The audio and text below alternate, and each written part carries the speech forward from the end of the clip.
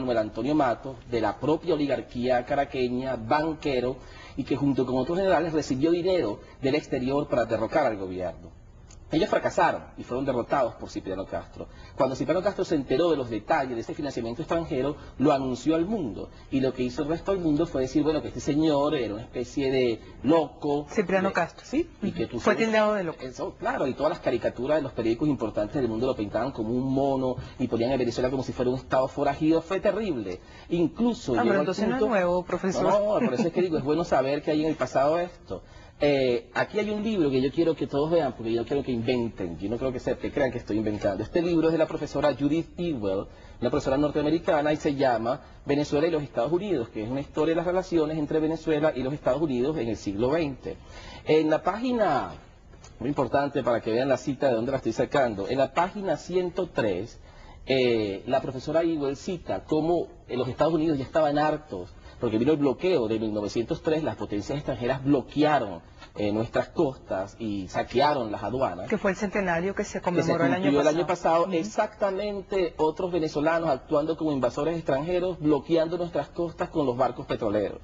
Una vergüenza para Venezuela que en la misma época que se cumplieron 100 años de ese bloqueo extranjero, actuaron como un ejército invasor otros venezolanos. Bueno, en este libro, la profesora Ewell dice, por ejemplo, que en 1904 los Estados Unidos, ya cansados de la actitud de Castro, planearon una invasión. Y hablaron con lo que el embajador o el encargado de negocios de Estados Unidos en aquella época decía la mejor clase de gente de Venezuela. ¿Quiénes eran la mejor clase? Exactamente, la mejor clase de gente en Venezuela. Para ellos, por supuesto. Este funcionario era la élite caraqueña, los grandes comerciantes. Y el señor Enrique Bulton le había dicho que la gente como ellos estaba esperando que Estados Unidos llegara a Venezuela y invadiera y que resolviera ese problema de Castro. Eso es lo que ellos estaban esperando. ¿A quién se le parece ahora, profesor? Bueno, es que ese es el problema. Hay gente como Carlos Dorado, que escribió en La Nación, en Universal, hace unos meses, cuando la invasión, el año pasado, cuando la invasión Irán-Irak, que él soñaba con los tanques norteamericanos subiendo por la autopista Caracas-La Guaira, o la señora Ángela Sago, que no me canso de repetirlo, es bueno que nunca se olvide, que ella decía que era preferible un ejército invasor en Venezuela antes que el presidente Chávez gobernando Venezuela. Pero bueno, estos señores planearon, aquí está, el capitán Frank Power de los Estados Unidos había planeado un plan de invasión y querían invadir Venezuela para tomar, y querían poner un gobierno precisamente de la élite caraqueña, porque decía que no era conveniente un gobierno directo como el que tiene Estados Unidos hoy en Irak, por ejemplo. No era conveniente porque necesitaba más de 25.000 hombres para sostenerlo, y que estaban listos para invadir. No invadieron. ¿Por qué no invadieron? La profesora Ewell, ¿qué lo frenó? ¿Qué frenó la invasión? La opinión pública norteamericana, que ya no le creía a la política imperialista de Theodore Roosevelt, pensando que estaba defendiendo algún principio, sino que estaba prácticamente defendiendo los intereses de compañías internas norteamericanas contra otras compañías norteamericanas. El problema principista de imponer la paz en el mundo no funcionó. Ahora, en 1908, cuando Gómez derroca a Cipriano Castro, en los puertos venezolanos había barcos militares norteamericanos protegiendo el golpe de Estado de Gómez. Durante el gobierno de Gómez, incluso los caudillos venezolanos, muchos de ellos fueron tentados por funcionarios norteamericanos para hacer levantamientos contra Gómez a cambio de riqueza petrolera para esas compañías norteamericanas. Un caudillo importante antigomecista, el general Arévalo Cedeño, en su libro, El libro de mis luchas, que es un libro de sus memorias, él dice cómo un doctor Herradora de Honduras y un coronel del ejército norteamericano le ofrecieron armas para luchar contra Gómez, solo a cambio de que, firmando un documento, que le iban a entregar petróleo a sus compañías una vez que ganaran el poder en Venezuela. Y él mismo responde diciendo en una carta que era muy cómodo para los señores como Herradora vender repúblicas centroamericanas, pero que ellos, como buenos hijos de Bolívar, sabían conservar y defender la gloria de la herencia de nuestro libertador. Es decir, algunos sí tenían conciencia de la soberanía nacional y de la dignidad nacional y no se vendían. Otro punto interesante es que esto fue en 1921 es la de Arévalo Cedeño contra Gómez, ¿no? Posteriormente ha habido otros ejemplos. Por ejemplo, en 1948, con el derrocamiento del presidente Rómulo Gallegos, el mismo Rómulo Gallegos denunció en Cuba, una vez que salió al exilio, que había, junto con los militares que dieron el golpe, el agregado militar norteamericano, un famoso coronel Adams, que estaba presente en la dirección de las operaciones y que lo vieron. Ese coronel Adams La excusa que dio era que él estuvo presente en el golpe porque él estaba buscando unas entradas para una corrida de toros. Y después se le dio la condecoración de la Orden del Libertador y luego desapareció, incluso años después, estamos hablando de los años 70, 80, algunos historiadores venezolanos lo buscaron en Virginia, en su casa, para que echara el cuento de cómo él había participado en el golpe y él nunca habló de nada. Murió con la boca cerrada. Yo no sé sinceramente si está muerto o no, pero nunca habló. Es interesante porque se parece al teniente coronel Rogers y al otro teniente coronel que no recuerdo su nombre, pero había dos oficiales norteamericanos en la comandancia del ejército en el 11 de abril y el 12 de abril, cuando derrocaron al presidente Chávez y cuando pusieron al dictador Carmona. Estas presencias son esa presencia, casuales. claro, yo no creo que hayan dicho que estaban buscando una entrada por una corrida de toros, teniente coronel Rogers, pero nunca pudieron explicar su presencia en el pleno centro de comando de un golpe de Estado. Ahora bien, la presencia norteamericana en el golpe de abril, que es cuando se reanuda la violencia contra un país democrático, que es el punto importante de todo esto, hay un artículo, por ejemplo, de la revista The Nation, que dice, por ejemplo, y el Washington Post también, gran periódico norteamericano, también lo afirma, que el vicealmirante o contraalmirante Carlos Molina Tamayo, uno de los líderes del golpe, había recibido $100.000 y había sido contactado por el Instituto Internacional Republicano previo al golpe. También todo el mundo sabe, él mismo dice que había tenido contactos con funcionarios de la embajada norteamericana y que habían viajado a Washington. El agregado militar venezolano en Washington, Enrique Medina Gómez, era uno de los jefes del golpe.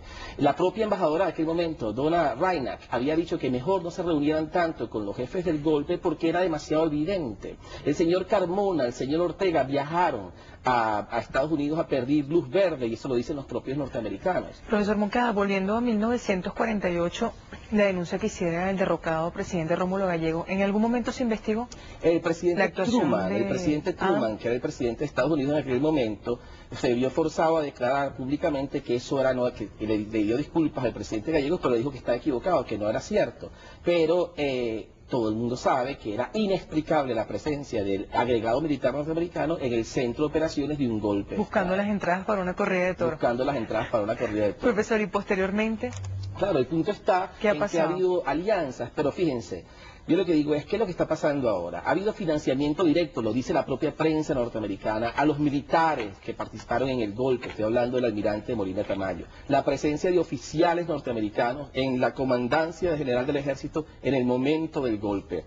La reacción de los altos funcionarios del Departamento de Estado, Colin Powell, Condoleezza Rice, durante el golpe, echándole la culpa al presidente Chávez. También la reacción del embajador norteamericano en la OEA, que no quería que se reconociera al embajador Valero, que todavía sigue siendo el embajador venezolano en la OEA, como el embajador venezolano en la OEA. Decía, no, usted ya no es, usted está tumbado.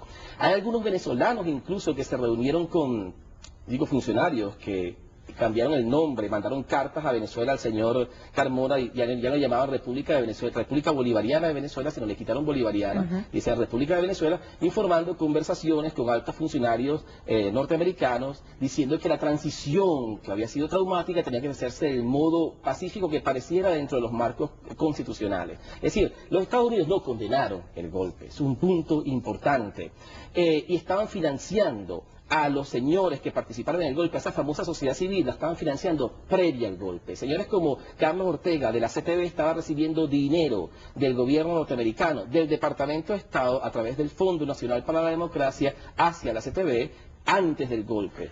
Tenemos que irnos al corte, profesor, y antes de volver al tema venezolano y a lo que está pasando ahora vinculado con la denuncia que hiciera el presidente de la República, quisiéramos también pasar revista a las intervenciones de Estados Unidos en América Latina, Estados Unidos, no, del gobierno de Estados Unidos, los gobiernos de Estados Unidos en otros países latinoamericanos, para tratar de establecer una relación de por qué Venezuela ahora pareciera ser el blanco, según las denuncias, en este caso del jefe del Estado. Nos vamos al corte, ya volvemos.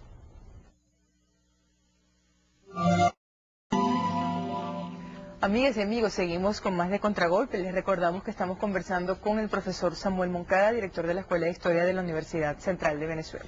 Profesor, antes de ir al corte le preguntábamos sobre las intervenciones de gobiernos de Estados Unidos en gobiernos de América Latina. ¿Cuáles son las que usted resaltaría? Sí. ¿Sobre cuáles haría énfasis? Sí, Vanessa, además que hiciste una aclaratoria que me parece pertinente resaltar, que es que nosotros aquí no estamos haciendo antiyanquismo barato, no estamos diciendo todos los gringos son malos, somos antinorteamericanos.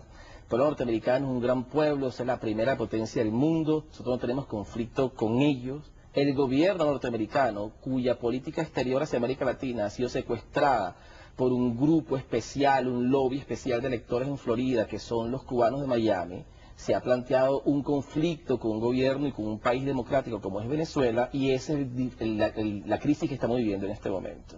Nuestro problema no es con los Estados Unidos, nuestro problema es con la política del actual presidente Bush, quien ha delegado su política exterior, en particular hacia América Latina, en un grupo de fanáticos, como son Otto Reich, Roger Noriega y todo ese tipo de gente. ¿Por qué dice que son fanáticos, profesor? Son fanáticos porque son herederos de la Guerra Fría, son guerreros de la Guerra Fría que participaron en las invasiones en El Salvador, en la lucha de los contras y de la destrucción del proceso nicaragüense, tienen un planteamiento permanente de hostigamiento a Cuba y de amenaza permanente a Cuba, pero no nada más a Cuba, porque uno dice, bueno, los comunistas Cuba, pero un momento, en Brasil en el año 64 también lo hicieron, en Guatemala en el año 54 también lo hicieron, en Chile en el año 1973 también lo hicieron, en Panamá lo hicieron también en el año 90, es decir, en Panamá incluso arrasaron bombardeando el barrio de Chorrillos, y el presidente de Panamá, bueno o malo, hoy está preso en Miami como un delincuente cualquiera, había sido presidente de Panamá, no lo estoy defendiendo, simplemente lo que digo es cómo actúa como una potencia imperial.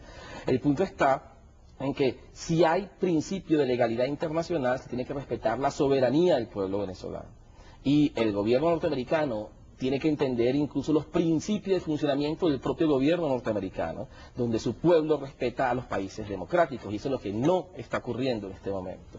El punto central es, Vanessa, que hay una larga historia de intervencionismo norteamericano en América Latina. América Latina lo llaman ellos mismos el patio trasero de los Estados Unidos, y desde México ya en el siglo XIX, donde la mitad del territorio mexicano hoy pertenece a Estados Unidos, todo lo que es California, Nuevo México, Texas, Colorado, esos estados norteamericanos eran antes estados mexicanos, pasando por Puerto Rico, que también fue una colonia española y ahora pertenece a Estados Unidos. Cuba también fue invadida, fue quizá uno de los primeros, pero casi que no hay país que no haya sido invadido en algún momento en Centroamérica por Estados Unidos. Haití, Nicaragua, Salvador, todos han sido, Panamá, han sido invadidos por los Estados Unidos. Panamá en 1903 se separó de Colombia por el apoyo norteamericano, y el presidente, el mismo que dije que quería invadir Venezuela, Teodoro Roosevelt, dijo, yo tomé Panamá. Panamá era como su gran premio.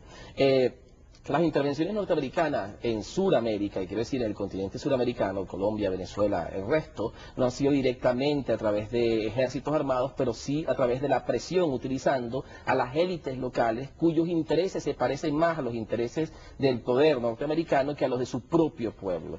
Y, por ejemplo, en el caso de Guatemala de 1954 es muy interesante ver la receta que ellos diseñaron, que realmente la habían aplicado en Irán antes, cuando derrocaron al gobierno del primer ministro Saddam Hussein, pero en América Latina, con el gobierno del presidente Jacobo Arbenz, gobierno democrático que fue derrocado por una invasión apoyada por los norteamericanos, igual que la contra, parecida a la contra nicaragüense, tenían una receta. Aquí está la receta. ¿Cuál es la receta? Los dos objetivos principales eran, hay un gobierno comunista que tiene que ser derrocado. Derrocar un gobierno comunista, primer objetivo. Segundo objetivo, instaurar un gobierno amigo de los Estados Unidos. Derrocar el gobierno comunista, poner gobierno amigo de los Estados Unidos. Y luego, encubiertamente, dice, instalar y sustentar encubiertamente un gobierno pro Estados Unidos. Ahora, ¿cuáles eran los pasos? 6 pasos para lograr esos dos objetivos. El primero, de señalar al gobierno de ese país, en este caso era Guatemala, como si fuera una amenaza para el mundo, una amenaza para sus vecinos. En Venezuela, nosotros tenemos venezolanos diciendo que el gobierno venezolano es una amenaza. Aníbal Romero, por ejemplo, llama en Venezuela, escribiendo todo el tiempo y por la radio, que es un gobierno forajido, que ese es el lenguaje que usa Estados Unidos para invadir países en el Medio Oriente. Afganistán, Irak, son países forajidos, deben ser invadidos. Bueno, venezolanos empiezan a hablar en ese lenguaje y dicen, gobierno forajido, es decir, invádanos, ¿no? Luego, pero esto es en el año 54, o sea, esto no es un invento de nadie. Dice luego que es una amenaza para sus vecinos y que la oposición es débil, dispersa y desunida y por tanto necesita apoyo exterior. La segunda etapa luego sería... Parece escrito en el año Claro, y 2003 esto estoy citando, en Venezuela. claro, estoy citando un caso para Guatemala, los papeles de la CIA de la invasión de Guatemala que salieron recientemente, ¿no? Luego, la otra etapa, dice, se pasa al condicionamiento preliminar, que es crear desacuerdo y deserción dentro del objetivo. El objetivo es el gobierno que quiere ser derrocado, crear división, desacuerdo, confusión, manifestar su inhabilidad, alentar la impaciencia de los que no son comunistas, es decir, de los enemigos del gobierno, para que se alteren y quieran derrocarlo. Presión económica y completar acuerdos militares con Nicaragua, Honduras y El Salvador, es decir, con los vecinos. Lo que están haciendo nosotros hoy con el Plan Colombia. En aquel momento eran acuerdos militares de Estados Unidos con los vecinos de Guatemala, Nicaragua, El Salvador, Honduras, es decir, un cerco, un anillo de acero para una especie de hielo internacional, aislamiento internacional fundamentalmente. La siguiente etapa, después del aislamiento internacional, que nosotros nos la quieren hacer con el Plan Colombia, es la concentración, es crear antagonismo contra el régimen, es decir, continuar la presión económica e iniciar acciones diplomáticas mediante la OEA, la Organización de Estados Americanos, y acentuar la preparación paramilitar. Ya estaban preparando gente armada. Mire, en Haití hoy hay paramilitares tratando de derrocar al gobierno. En Guatemala lo hicieron, en Nicaragua lo hicieron con los contras, en Colombia hay paramilitares, es decir, lo han hecho en muchos otros lugares. ¿Cuántos de esos pasos, antes de que continúe, profesor, se han cumplido en nuestro Bueno, país? nosotros aquí tuvimos paramilitares disparando a la gente el 11 de abril, es verdad, yo no sé quiénes son porque yo no soy policía ni le saqué fotos, pero evidentemente había gente que estaba disparando que no era de ninguno de los dos lados, porque tiros certeros en la cabeza de una serie de víctimas lo hicieron profesionales que no eran precisamente ni la gente de Puente de Alguno, ni siquiera digo la gente de la metropolitana, que cayeron de los dos lados gente con esos tiros. ¿Quién los disparó? Es un punto importante, mercenarios precisamente, ¿no? La cuarta, que es una etapa considerada crítica, es presión económica, militar y diplomática al máximo, acentuar la actividad divisionista, intensiva campaña de rumores que estimulen el miedo. ¿Nos encontramos en esa fase? Sí, porque nosotros ya pasamos por ahí. Además, Vanessa, recuerda que todo esto se aplicó en abril y fracasó, ahora quieren reintentarlo, ¿no? Esto, ¿usted piensa que las cosas que se vivieron, como el preámbulo del golpe de Estado del 11 de abril, se están repitiendo en las Ellos mismas quieren condiciones? cocinar otra vez la misma torta, ese es el problema, si nosotros los venezolanos lo dejamos. El problema es que nosotros ya sabemos, ya aprendimos, no lo pueden hacer porque no nos pueden agarrar de sorpresa. El último paso, previo al triunfo, por supuesto, es el sabotaje agresivo contra objetivos claves del gobierno. Lanzamiento de un ultimátum contra el gobierno y contra su líder para evitar un derramamiento de sangre. O te vas o aquí viene la guerra civil. Eso es lo que estamos viviendo ahora. Eso fue lo que vivimos durante el paro petrolero, o te vas o la guerra. Eso fue lo que vimos en abril, del 11 de abril. O te vas, Chávez, vete ya, o viene la guerra, te tumbamos. Es decir, otra vez, el ultimátum con la presión al máximo, ¿no? Y el último paso, por supuesto, es la consolidación del nuevo régimen, el apoyado por los Estados Unidos, y con reconocimiento inmediato de todos los países de la OEA y el ofrecimiento de ayuda de Estados Unidos que va a colaborar en la situación. Fíjense que en Haití hoy, que apareció un grupo paramilitar declarando de la guerra al gobierno central en varias ciudades. Ya el gobierno norteamericano, dice el New York Times, está insinuando que es bueno que Haití, que el presidente Aristide se vaya. Al principio decía que no, que es un presidente democrático, pero ya está diciendo, si la crisis es tan grave, bueno, va a tener que irse. Ese es el punto central, que una vez que se generó la crisis interna, ya aparecen como salvadores y gente que está guardando el orden. Ahora, el punto es este, Vanessa. En Venezuela ya pasamos por ahí. Esa receta la han aplicado en Chile. En Chile, aquí tengo un libro para que también crean que no inventamos. Este es un libro importante, a ver si se ve acá. Okay. Los archivos de la CIA. Estos son papeles de la CIA, tal como hoy estamos viendo papeles del Departamento de Estado norteamericano. En este libro, los archivos de la CIA, se ve cómo hay intervenciones en Brasil, en Ecuador, en Chile, que está, a ver si se ve bien. Okay. Estos son a partir de los documentos desclasificados de la Agencia Central de Inteligencia. Exacto, eso no es ningún comunista, son los propios norteamericanos señalando sus propios papeles. Y aquí se ve como en el caso de Chile, se dieron cientos de miles de dólares a compañías de camioneros, a compañías televisoras, a periódicos, el diario El Mercurio de Chile, ahora lo hablaremos por favor del diario El Mercurio de Chile, que fue un diario de ultraderecha golpista y que luego apoyó a Pinochet durante toda la dictadura, recibió $800.000 de parte. ¿El Mercurio ahora en Venezuela? Por supuesto que hay Mercurio, bueno, pero ¿cómo se explica que hicieron un paro por 2 meses y medio sin publicidad y sobrevivieron? Eso evidentemente había dinero del exterior, alguien estaba financiando eso. Igual pasa con las televisoras, igual pasa con las radios, igual pasa con las grandes empresas. Aquí hubo dinero del exterior.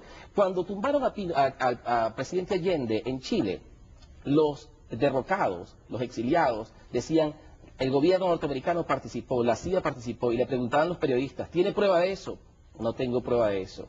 Años después fue que salieron las pruebas. Nosotros decimos lo mismo y nos preguntan, ¿tiene prueba de eso? Por fin están apareciendo las pruebas. De las pruebas le vamos a preguntar al regreso, porque el presidente de la República dijo que tenía pruebas, pero abiertamente, de la participación del presidente de Estados Unidos, George Bush, en el golpe de Estado del 11 de abril. ¿Existen esas pruebas?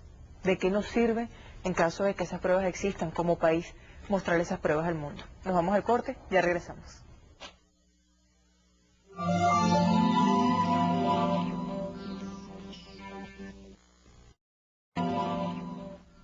Amigas y amigos, estamos de vuelta con más de Contragolpes. Les recordamos que estamos conversando con el profesor Samuel Moncada, director de la Escuela de Historia de la Universidad Central de Venezuela, historiador.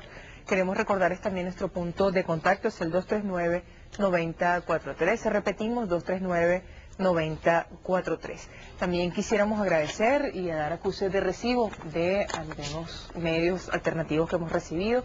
Es el caso de El Peatón, lo tenemos en nuestras manos, también es el caso de El Otro. Muchísimas gracias de verdad y apreciamos grandemente los esfuerzos por la comunicación alternativa. También queremos agradecerle a Altano por enviarnos unas hermosas calcomanías sobre los poderes creadores del pueblo. Muchísimas gracias, Altano. También las distribuiremos democráticamente en Venezolana de Televisión. Profesor, nosotros antes de irnos al corte hablábamos sobre las declaraciones que dio el presidente de la República. Él dijo que tenía pruebas de la participación abiertamente del presidente de Estados Unidos, George Walker Bush, en el golpe de Estado del 11 de abril del año 2002. También ha coincidido esta denuncia del presidente de la República, ya con los señalamientos hechos en las últimas 2 semanas, sobre el financiamiento que habrían recibido algunas organizaciones no gubernamentales, vinculadas fundamentalmente con sectores de oposición en el país. Mire, yo voy a ser totalmente sincero con respecto al nivel de información que yo manejo.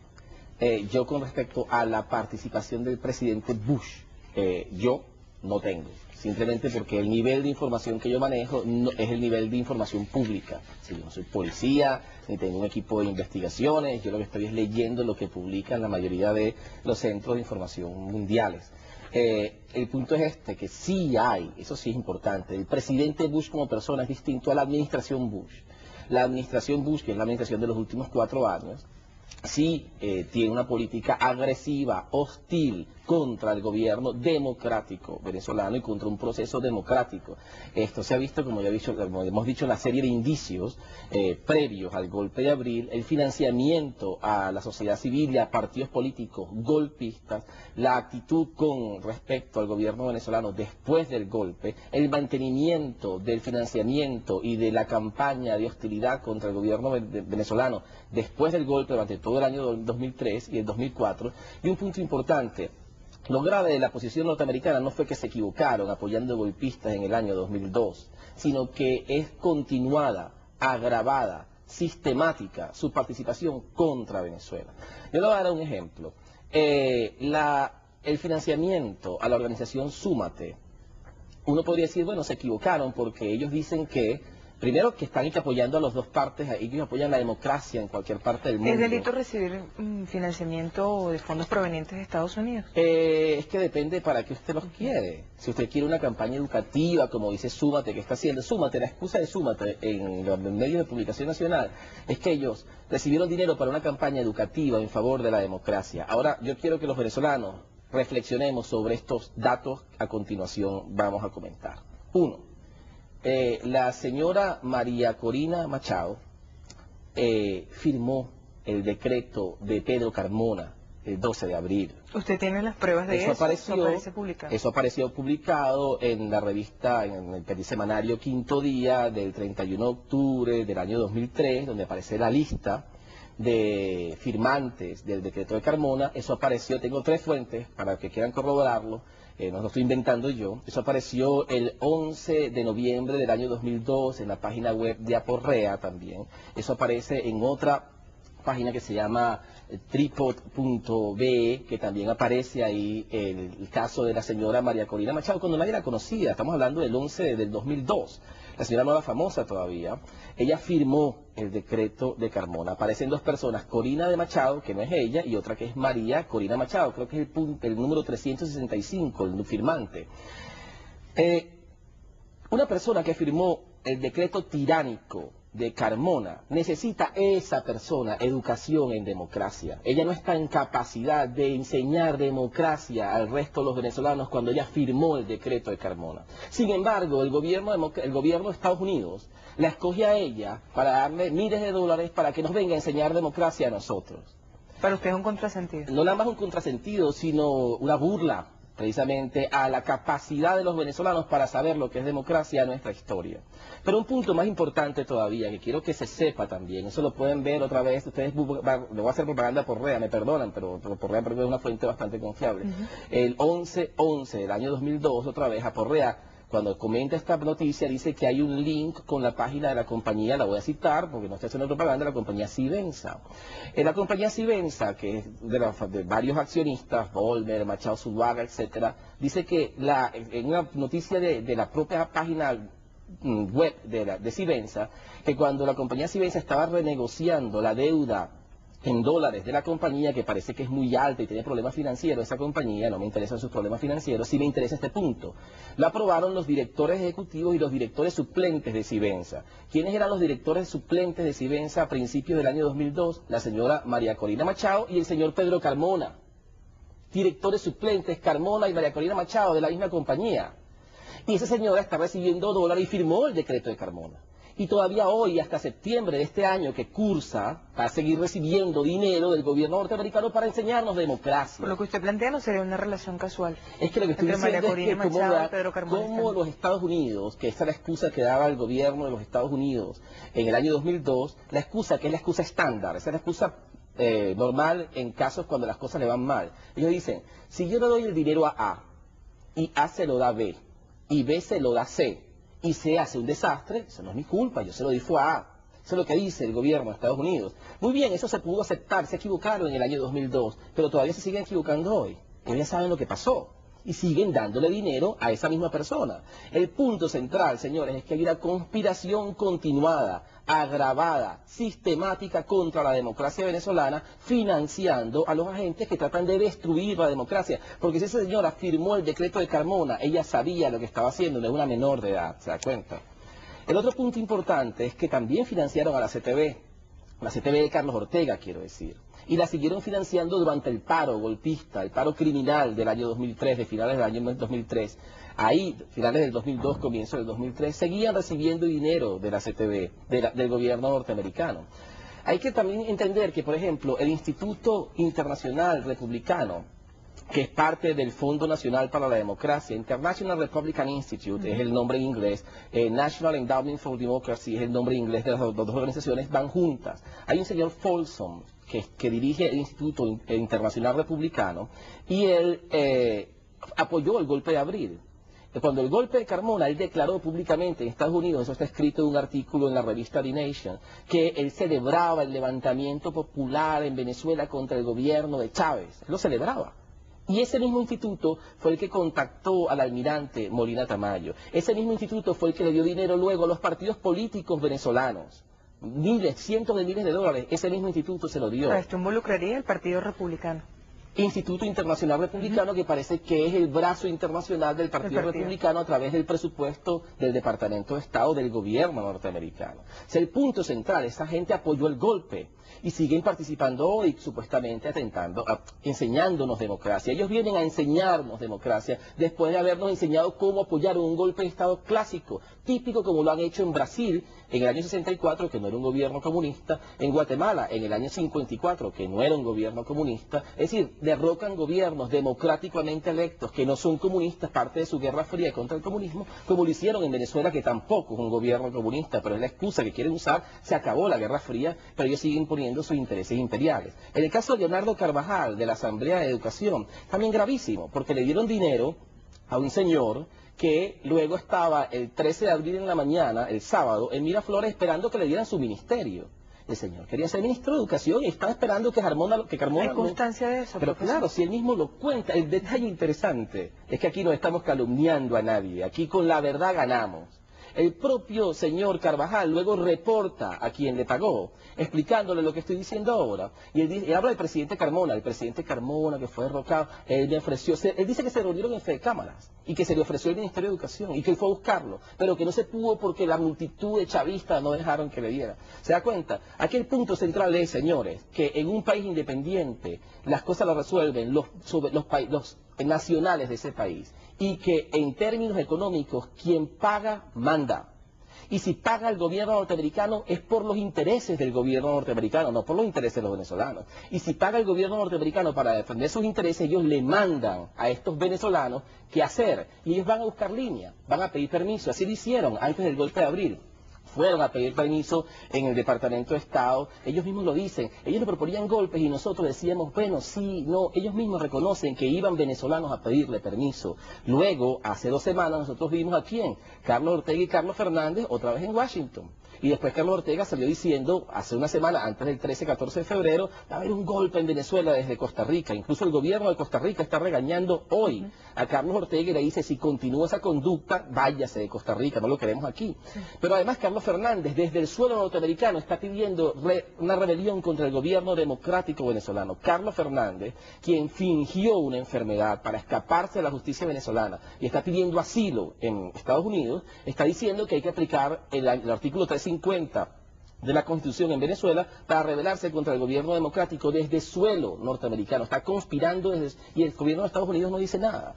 Más aún, los tenientes acusados por terrorismo que se escaparon de Venezuela y están en Miami pidiendo asilo. Y que el gobierno venezolano pide la extradición. Pide la extradición. Esos tenientes, hay una campaña del diario Miami Herald de Miami defendiéndolos como patriotas para que los liberen y le den el asilo. Pero además el FBI norteamericano se reunió con ellos, los interrogó y dice, bueno, no son de nuestro interés, no lo consideramos una amenaza. Este es el punto central, señores del gobierno norteamericano. Cuando alguien es una amenaza para ustedes, ustedes dicen que es una amenaza para el mundo. Cuando alguien es una amenaza para Venezuela, ustedes dicen que a ustedes no les interesa. Nos vamos al corte nuevamente, profesor, y al regreso vamos a darle paso a las múltiples llamadas del pueblo que se está comunicando con usted, y también le dejaríamos pendiente otro planteamiento sobre algo que dijo el presidente de la República. Hoy, en alusión al gobierno estadounidense, él dijo que se quería repetir en Venezuela lo que había ocurrido, lo que está ocurriendo lamentablemente en tiempo presente con la invasión a Irak, en el sentido de que se dio una excusa internacionalmente que hasta ahora no ha podido ser demostrada, que es el de las supuestas armas químicas, y con ese pretexto se invadió un país y que algo similar se está montando en Venezuela. Nos vamos al corte, no se parten, que ya volvemos.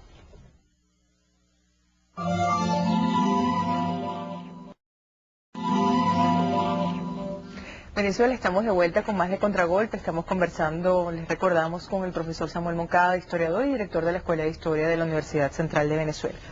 Antes de darle paso a montones de llamadas para el profesor Samuel Moncada, y también queremos recordarles nuestro punto de contacto, 239-9043, quisiéramos preguntarle sobre parte también de la intervención del presidente Chávez hoy, quien dijo que el gobierno de Estados Unidos quería repetir con Venezuela la triste historia, y nos perdonan el adjetivo, pero es realmente una historia triste lo que está pasando en Irak, la triste historia de la invasión contra Irak, es decir, que se forjó, se intentó convencer a la opinión pública internacional de que había unas supuestas armas que nunca aparecieron, hasta los momentos no han aparecido, y ese fue el pretexto para justificar la invasión. Según el presidente Chávez, se quiere hacer un expediente similar en el caso venezolano. Mire, el expediente contra Venezuela se está armando hace 5 años.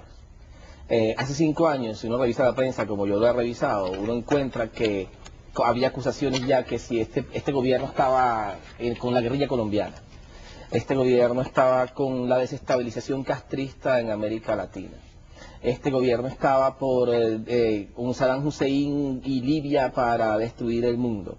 Las cosas más absurdas se han dicho. Hace unos meses el famoso artículo de la periodista, entre comillas, Linda Robinson, que publicó en una revista importante de Estados Unidos acusando al presidente y al gobierno venezolano incluso de tener nexos con árabes. Al-Qaeda está en Margarita, la comunidad árabe venezolana que vive en Margarita acusada permanentemente de tener nexos con el terrorismo sin ninguna prueba, pero persistentemente acusada. Incluso yo he leído barbaridades como que en San Antonio de los Altos hay un laboratorio que se produce en armas de destrucción masiva, me refiero al IBIC, pero esta gente evidentemente no sabe lo que dice, pero afuera lo creen porque no saben lo que están diciendo. Hay toda una campaña permanente de acusaciones de las cuales el gobierno venezolano tiene también permanentemente que quitárselas de encima, es un trabajo como limpiar siempre el sucio que está cayendo sobre la casa. Trabajo que nos toca a los venezolanos, pero lo grave es cuando lo hacen los propios venezolanos. Ahí sí la cosa es mucho peor, porque uno entiende los extranjeros que cuidan los intereses de los extranjeros, de su país. Ahora, cuando los venezolanos lo hacen... cuidan los venezolanos que lo están haciendo? Estos mercenarios, porque no tienen otro nombre, ahí yo voy a repetir esta cita que me parece una cita magnífica del libertador San Martín, libertador de Argentina, de las provincias del Río de la Plata en el siglo XIX, el equivalente de Bolívar en Venezuela. Él decía, lo que no puedo concebir es que haya americanos que por un indigno espíritu de partido se unan al extranjero para humillar a su patria y reducirla a una condición peor que la que sufríamos en tiempos de la dominación española. Una tal felonía, ni el sepulcro puede hacerla desaparecer. Eso está ocurriendo en Venezuela hoy. Nosotros encontramos a dirigentes políticos de la oposición que están pidiendo una intervención preventiva e inmediata de la comunidad internacional en Venezuela, porque ellos dicen la tiranía de Chávez está a punto de matarnos a todos. Los conozco, Américo Martín es uno de los quien lo ha dicho. Américo Martín, por cierto, también firmó el decreto de Carmona y ahora quiere ser presidente de la República. Se está lanzando el candidato, él es el candidato de uno de los candidatos. Sin elecciones, porque con elecciones no creo que tenga mucha oportunidad. El punto está en que, fíjense, para que usted vea qué estamos diciendo acá, no estoy exagerando, yo tengo pruebas en la mano cuando quiero hablar de esto. Ya vamos a ir para allá, profesor, que sabemos por dónde viene y es sobre el nuevo embajador de Estados Unidos en nuestro país. Pero antes de pasar ese punto y también de darle paso a las llamadas del pueblo, le queríamos preguntar sobre las declaraciones del subsecretario de Estado adjunto para América Latina, el señor Peter de Chazo, quien se presentó en Venezuela ayer sorpresivamente. Efectivamente, nadie sabe por qué y nadie sabe quién lo llamó, él se siente muy preocupado y vino a aclarar quién sabe qué. Ahora, el problema del señor de Chazo es que en este momento hay autoridades en Venezuela que son las encargadas de resolver los problemas venezolanos, como por ejemplo el Consejo Nacional Electoral. Él viene a decir, a darle más peso a los observadores internacionales, pero en Venezuela si queremos defender nuestra soberanía tenemos que confiar en los venezolanos. Por ejemplo, yo estuve escuchando cuando venía para acá al señor Antonio Ledesma diciendo, junto con otros, que no es el único, hay que crear una crisis de gobernabilidad en Venezuela. Se debe renunciar a todos los puestos en la Asamblea Nacional, en las alcaldías, en las gobernaciones, en el CNE. Le está diciendo a los rectores del CNE, yo no sé quiénes son, que renuncien. Y además, incluso lo está diciendo el señor Fernando Ochoa Antich, exministro de la Defensa. Él lo escribió públicamente en el Universal. Él dice que quien apoye al CNE una decisión en contra es un traidor, porque él dice que a la oposición la única arma que le queda, él lo dice literalmente así, es la creación de una conmoción que ponga en peligro la paz de la República. Dice, solo eso es lo que nos queda. Aquellos que aceptaran una decisión del CNE en contra de la oposición son los traidores. ¿Cuál será esa conmoción, profesor? Es que esto es lo interesante. Porque también se está hablando otra vez del magnicidio, lamentablemente. ¿Cuál es la conmoción? Ellos que lo expliquen. Ellos son los que tienen que explicarlo. Yo no estoy aquí para leer la cabeza a ellos y la mente, pero ellos sí son responsables frente a millones de venezolanos que creen en ellos. Ahora fíjense, yo le pregunto a los venezolanos de la oposición, a quienes respeto que no a sus líderes, porque los considero que están traicionando a sus propios seguidores. Yo les pregunto a los venezolanos de la oposición, ¿qué piensan ellos de esto? El periódico El Mercurio, que ya dijimos que es un periódico ultraconservador, de ultraderecha, pinochetista, que participó en el golpe contra Allende, es decir, no se le puede acusar de ningún comunista extremista de izquierda, como dicen en Chile, extremista de izquierda, publicó un artículo que se llama Adiós al Tejano Willy, y fue publicado por El Nacional también el domingo pasado. Es un artículo donde habla del embajador en Estados Unidos, que se llama William Brownfield, se llama así el embajador de Estados Unidos en Chile, quien va a ser el próximo embajador de Estados Unidos en Venezuela, y se está pidiendo el placé, es decir, la aprobación del gobierno venezolano para que lo aprueben como el próximo embajador. El señor Shapiro se retira y viene el nuevo embajador, el señor William Brownfield. Hacen descripción bastante favorable del señor Brownfield, un tejano, pequeño, hace mucho ejercicio, habla duro, claro, sabe cómo es el poder, se sabe mover, lo quieren mucho en Chile. Y entonces predice el propio diario El Mercurio, que no lo digo yo, cuál va a ser la tarea del señor Brownfield. Le dice, tiene experiencia en manejo de crisis. Su tarea en Caracas, según distintos análisis que se hacen en Washington, consistirá en asegurar que se lleve a cabo el referéndum revocatorio del mandato de Chávez y lograr la unidad de la oposición. Eso lo dicen en Chile y en los análisis de Washington, que la tarea del embajador norteamericano Brownfield en Venezuela va a ser lograr la unidad de la oposición, es decir, el nuevo jefe de la oposición. Mire, frente a este avance, frente a esta amenaza, yo prefiero que se quede Shapiro. ¿Se da cuenta? Shapiro, por favor, quédese, porque nos están mandando al nuevo jefe de la oposición, lo dicen desde Chile, esto no lo estoy inventando yo. Entonces, esto es una vergüenza para los propios seguidores de la oposición, que así los ven en el mundo. Esto no es un invento de Chávez, necesitan que alguien ni lo miedo. organice. Así los ven en el mundo, le mandan al embajador norteamericano para que los una. Y lo dicen en Chile, y así lo va a tener que responder el nuevo embajador norteamericano. Es una vergüenza, ¿se da cuenta? Esto es un patrón. Aquí hay sistematicidad, constancia en el tiempo, regularidad. Esto no es que a alguien se le fue la mano, y se le fue no, esto es una constante en el comportamiento desde hace varios años, de parte de un grupo de venezolanos que perdió conciencia de la nacionalidad. Nos tenemos que ir al corte nuevamente, profesor, y seguimos con esta tremenda deuda, así que no le dejamos nada pendiente, sino que al regreso le damos paso a todas las preguntas que está haciendo el pueblo venezolano para el profesor Samuel Moncada. Enseguida estamos de vuelta con más.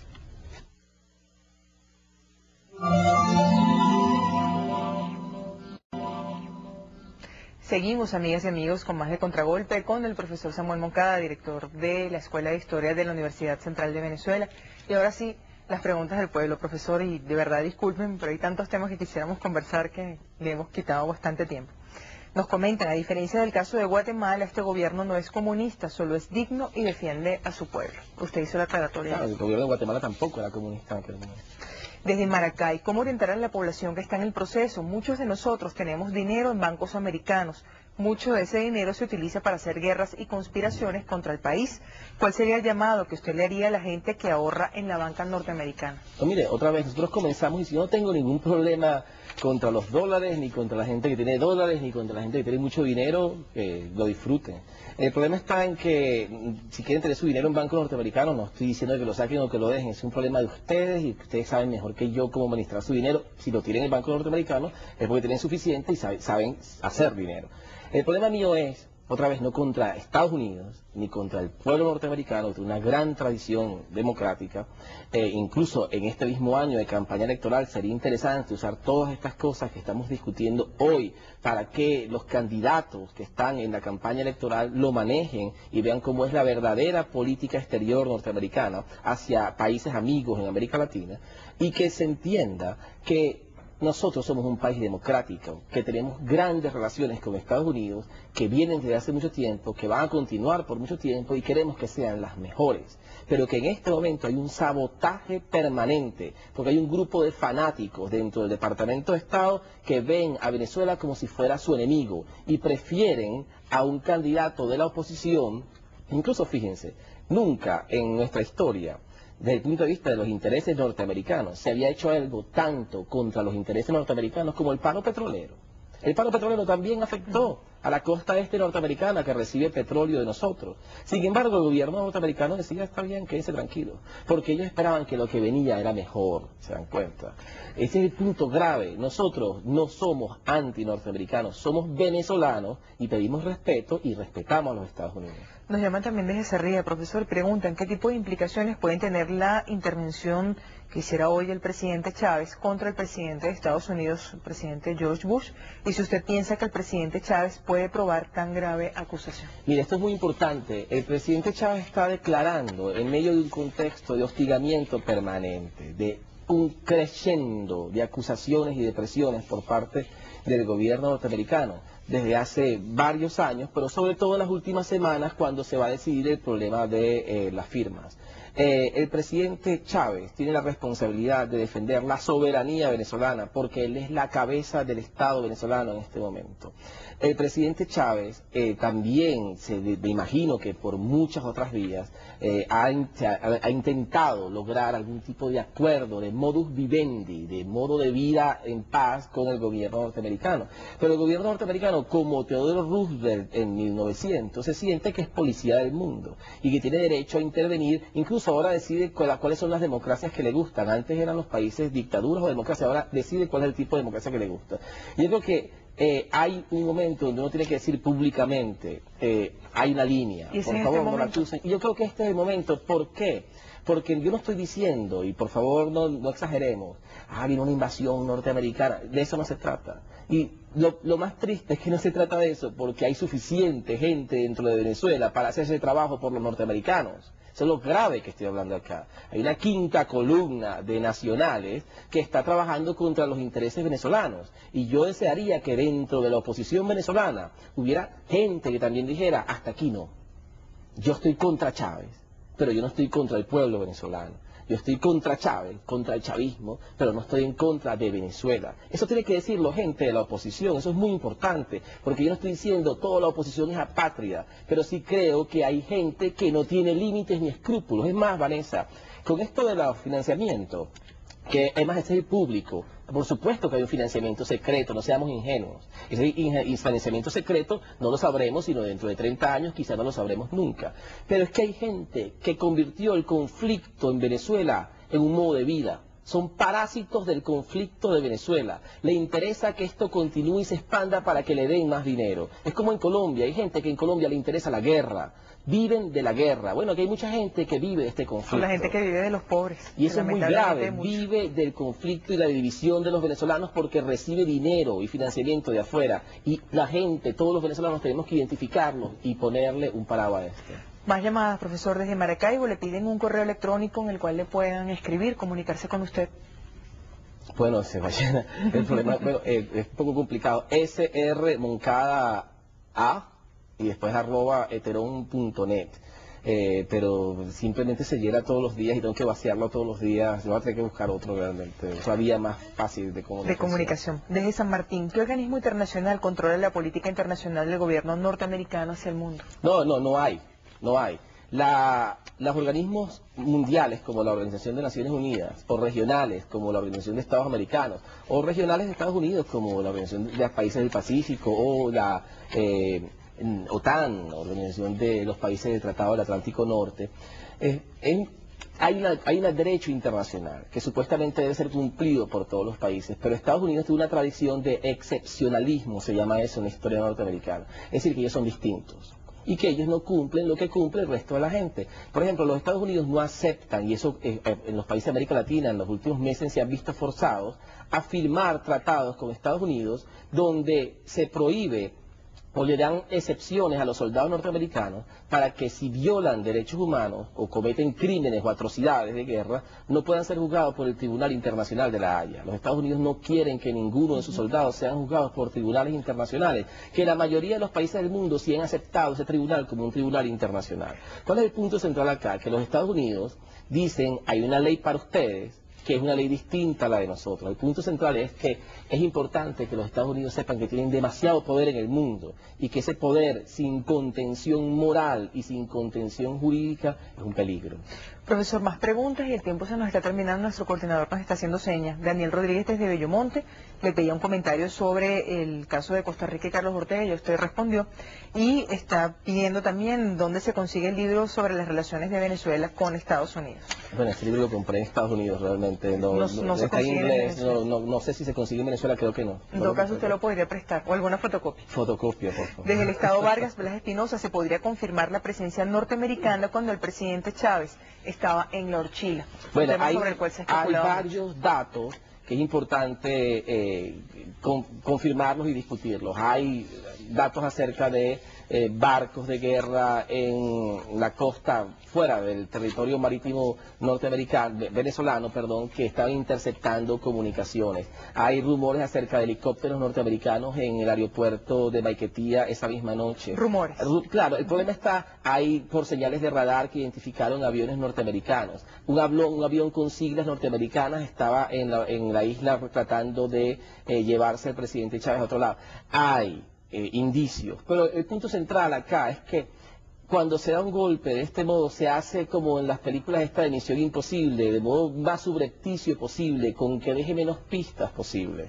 Y además ellos triunfaron, porque es un punto importante, el golpe triunfó, al gobierno lo derrocaron, pero duró un día, y ahí fue su gran problema, que supimos luego, porque si ellos hubieran triunfado, nada de esto lo estuviéramos discutiendo hoy. Lo llaman desde la Florida, Lionel. ¿Qué opinión le merece el Linarrón, los Tupamaros, Carapaica? Y si usted condena la violencia de estos grupos, como ha condenado a los militares de Altamira y el Bloque Democrático, y si está dispuesto a debatir con un historiador de la oposición, lo dice la persona que nos llama, como el profesor Elías Pino Iturrieta. Es muy importante que hagan esa pregunta, porque yo sí creo que la violencia no es un derecho de nadie. Yo aquí no sé si tendré problemas, no importa, en este caso yo lo digo con toda la claridad de conciencia.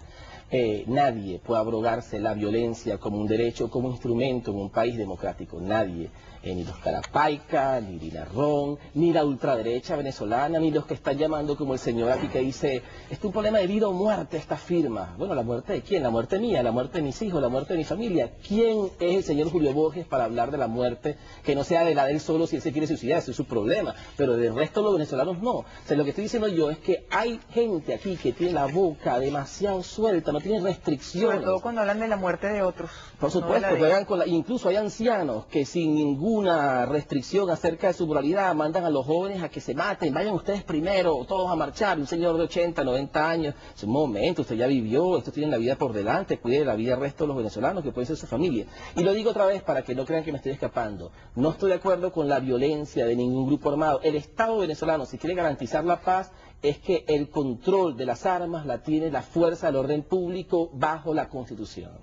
Más llamadas desde los teques, cómo abordar para instruir a la población de los liceos que se le está inculcando valores antinacionales. Le deja un número telefónico para hacerle la consulta. Freddy desde Guarenas, si podría explicar el interés de Estados Unidos sobre Haití y si podría dar un voto de censura a través de los medios alternativos sobre las declaraciones que diera el cantante Alejandro Sanz. Bueno, sobre Haití, que me interesa más que lo del cantante. Lo de Haití es importante por esto, porque los Estados Unidos han usado en los últimos 3 años, y lo he escuchado yo en distintas escenas internacionales, que en América Latina hay 2 problemas, Haití y Venezuela. Haití y Venezuela. Repetidamente, cuando hablan de Venezuela, lo juntan con Haití y viceversa. Y entonces, reventó Bolivia, por ejemplo. Ay, ahí no había problema. Está reventando Perú ahora mismo. Está reventando Ecuador, pero para Estados Unidos los grandes problemas son 3. Cuba, que es viejo, Haití y Venezuela. Ahora, lo que nosotros entendíamos era que en Haití y en toda América Latina había que defender la democracia. A Estados Unidos se le está olvidando eso hoy en Haití. Espero que no se lo olvide en el caso de Venezuela. Y la última son felicitaciones que le envían desde Valencia y una reflexión. Nosotros debemos de medir muy bien nuestra posición con respecto a Estados Unidos, el rechazo a la actitud del gobierno estadounidense y no contra el pueblo estadounidense. Ya por último, que estamos pasadísimos de tiempo, profesor, solamente le comentaríamos que en todas las historias terribles que nos ha contado de las intervenciones norteamericanas en América Latina, el final probablemente fue muy triste porque fue la ocupación de gobiernos estadounidenses. En el caso venezolano, y vale siempre hacer la aclaratoria, hubo un 11 de abril, pero hubo un 13 de abril también. Ciertamente. Y yo creo que aquí lo que hay que transmitir es un mensaje de serenidad al pueblo venezolano. Aquí no estamos para alarmarnos, yo no estoy esperando ninguna invasión de nadie. Aquí lo que estamos esperando es el respeto primero de nosotros a nosotros mismos. La dignidad consiste en el respeto a nosotros mismos. Primero nos respetamos nosotros mismos y así logramos que nos respeten en el mundo. Pero si tenemos venezolanos que no entienden eso, poco nos respetarán afuera. Serenidad por los próximos días que van a ser difíciles. Vamos a tener gente especulando otra vez con nuestras vidas y con nuestro futuro, pero determinación para defender la democracia y la libertad en Venezuela. Muchísimas gracias, profesor, y siempre bienvenido a Venezolana de Televisión y a este espacio.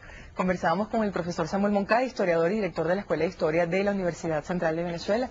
Ya con esto terminamos nuestro programa Contragolpe por la noche de hoy. Agradecemos, como siempre, a todo el equipo técnico, el equipo de producción y el equipo de protocolo, pues este esfuerzo que llega a ustedes es producto justamente de un trabajo en equipo. Y también les agradecemos a todas y todos ustedes por acompañarnos desde sus hogares. Muy buenas noches, un excelente día mañana y continúen en compañía de Venezolana de Televisión.